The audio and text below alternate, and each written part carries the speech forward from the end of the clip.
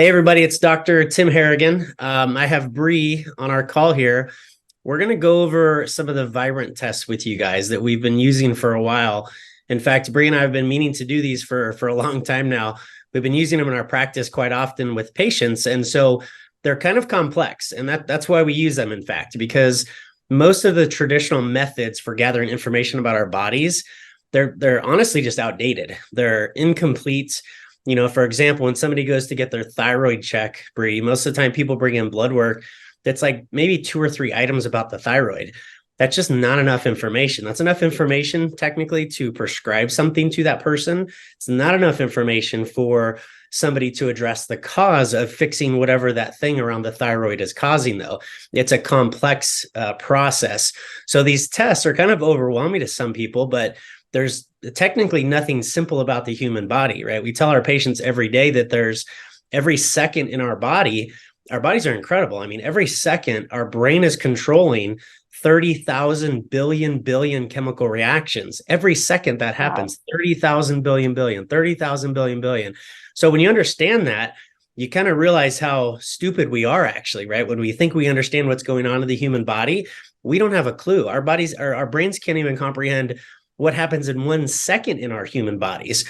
So one of the things that we've gotten good at with helping people is, testing, not guessing, because similar to a headache, a thyroid issue, a low back issue, a heart issue, there's hundreds of contributing factors to that symptom.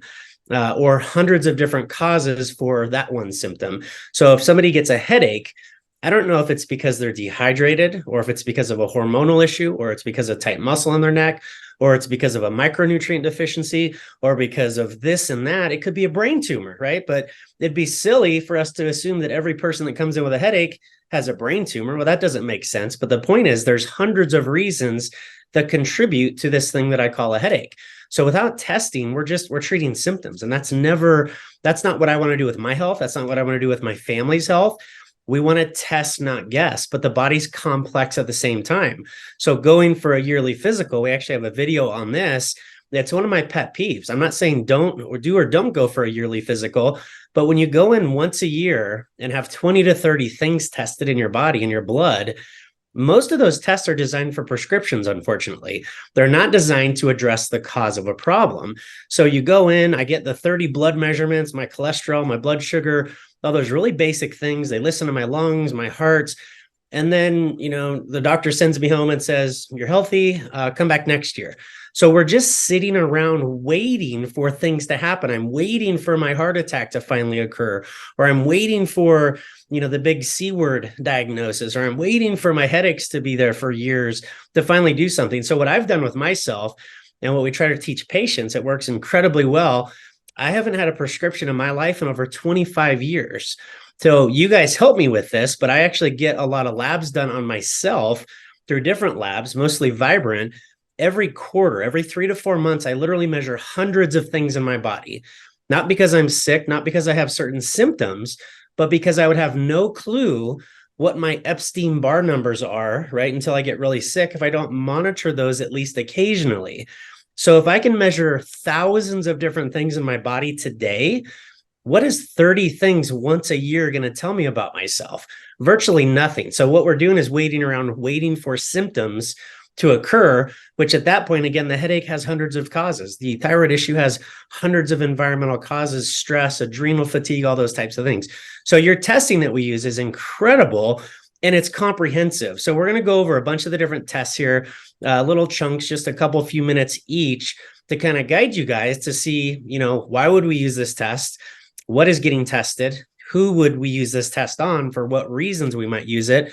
And then some of the traditional methods that somebody else might use instead. But I love you guys because it's so comprehensive. It's kind of a user-friendly approach. You guys print out incredible reports based on what the tests are. You're not just simply saying what's high and low all the time. It's more information about my body so I can actually learn and address that stuff in a proactive manner versus, again, waiting for things to get really bad. Then we start doing investigative tests.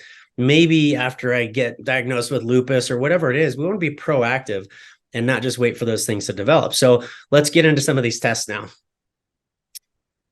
All right, guys, I want to get into a little bit about food sensitivity testing. And at this point, I mentioned to you a little while ago, Bree, that most people understand this. This has been pretty popular for the past 10 to 15 years. People realize, a lot of times food sensitivities are different than food allergies. Food allergies are something important. Maybe if I feel like my child is, anaphylactic towards peanuts or something like that.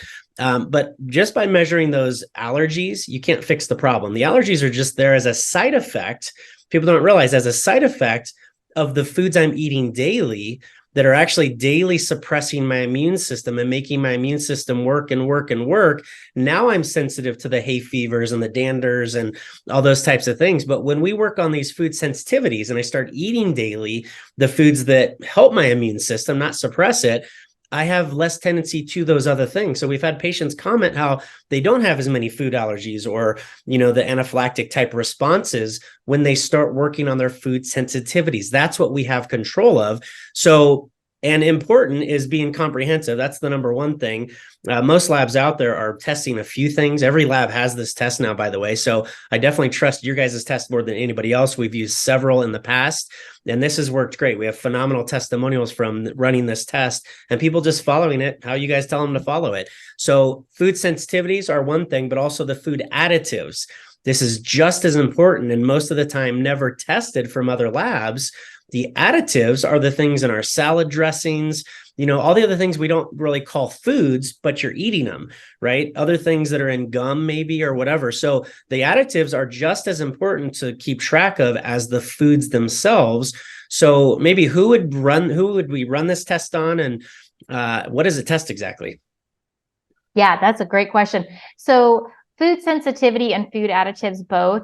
Again, another foundational test that really could probably be run on any patient that comes into the office. We all know the major symptoms when we're thinking about foods would be obviously GI symptoms. So gas, bloating, diarrhea, abdominal pain, constipation, any of those things. But we really challenge people, food sensitivities, like you said, Dr. Tim, it's really activating the immune system. And so that can manifest in pretty much any number of ways just based on the patient. So it could be GI related, but we actually see a lot of patients that have headaches from maybe some of the foods or food additives they're consuming. We also see it very much linked to a lot of skin manifestations. So you think about your autoimmune patients with eczema and psoriasis, or whether it's acne or skin dryness even, or redness, rosacea, things like that. And also like musculoskeletal issues. We think of RA as another autoimmune disease that can be linked to certain foods as well. So, and then, neurologic brain fog. And that same could be said for food sensitivities and food additives. Really, they can manifest in any number of ways for patients, really. Absolutely. And so this is a funny topic for some people too, because most people think that, if I have a meal or I eat a certain food, let's say eggs, for example, and then I don't feel good right after that meal. That's what people don't understand is more of a food allergy. That's an immediate immune response. What we can't figure out, here's the hard part. So if I have an upset stomach, bloating, any of those things you just went over, within usually 72 hours after a food sensitivities are delayed immune responses. So it's not as simple as I eat something and I don't feel good after. It's not simple at all. It could have been something in the past 72 hours you had, because it's in a delayed immune response. A lot of people think they're just going to go and eliminate foods. Well, Brie, I've had people that have eliminated literally 90% of the foods they eat. They're stuck now with 10 foods. That's the only 10 foods they can eat. The problem now is they didn't correlate it properly. You have to do that with a blood test. But the problem now is eventually they're going to be sensitive to, one of those 10 foods. And now I'm at 9. Yes. Now I'm at 8. Now I'm at 7. By just eliminating foods that you're having immediate reactions to, that doesn't fix the problem, even though that's kind of the common sense way to look at. But it's not, it's just not this at all. And this is going to be more causative. And this isn't a never again test. That's what people get frustrated with. Like, oh, I love eggs. I've been having eggs every morning for breakfast. It's like, well, that's why you're sensitive to it, because you're not really doing other things. You're eating eggs all the time. You're going to build up a sensitivity probably to that. So without a test like this, it is impossible. And it's so effective. And when people cut out the eggs, maybe for a short time, they can reintroduce them at some point usually, but we have to change the immune system. That's the whole point of this. Is it's not a never again thing. It's a change the immune system thing. Absolutely. Absolutely. That's a great point. And we try to remind patients of that as well. We really want to eliminate the problematic foods for a time, but then you should be able to add those back in once you heal and seal the gut. Because there probably is other gut issues going on that are causing a lot of inflammatory symptoms with those foods. But yeah, hopefully they would be able to add some of those back in over time. Absolutely. Awesome. Thank you so much. Yes. Yes. Did we want to look? Yeah. So Dr. Tim, with the food test that you're using, the food sensitivity profile, the patient's really getting a comprehensive workup. They're going to be tested for sensitivity to the 220 foods that you see listed here. So, I mean, it's really extensive. But then we're also going to be testing patients for reaction to 50 different food additives. And I'll just share with you what's on that food additives profile. But we actually have seen in our lab where some patients are just as sensitive, if not more, to some of these food additives than they are to the actual foods themselves. And I've also seen where patients, maybe they've already cleaned up their diet, they've had the food sensitivity test done, but there's something still not right. And then the provider will run the food additives on them, and we identify that they're super sensitive to fluoride or super sensitive to some of the food dyes. And once they remove those things, then they really see a real big benefit. So it's great that you run all of this together for the patient, because they're going to get, just really a great amount of information to really help them start healing. Absolutely. And these additives are in everything now. I mean, that's why things taste delicious. There's just our food laws and additive laws in the US are just so loose that, I mean, they're literally able to put technically what's considered poisons in other countries in our foods and call it safe. So it's kind of crazy what we're eating out there.